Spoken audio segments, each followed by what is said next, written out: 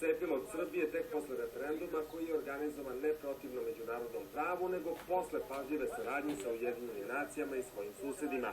Ništa slično se nije dogodilo na Krimu.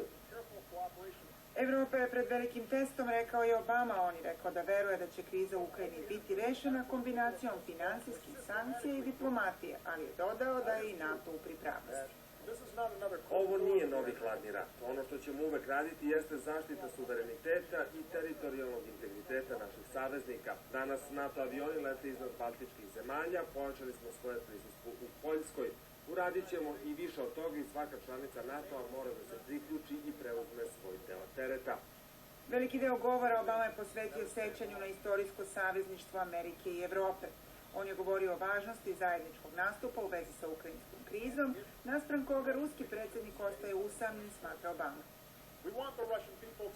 Amerika i svet i Evropa žele jaku i odgovornu Rusiju, ne slabu. Ali samo zato što ima duboke istorijske veze sa Ukrajinom, to ne znači da Rusija sme da određuje budućnost Ukrajine. Nikakva propaganda ne može učiniti ispravnim nešto što svet prepoznaje kao pogrešno. Američki predsjednik ponovio je podršku građanima Ukrajine, negirajući bilo kakvu vezu sa protestima koji su izraz volje naroda, baš kao i oni u Tunisu i drugim arapskim zemljama, rekao je Obama.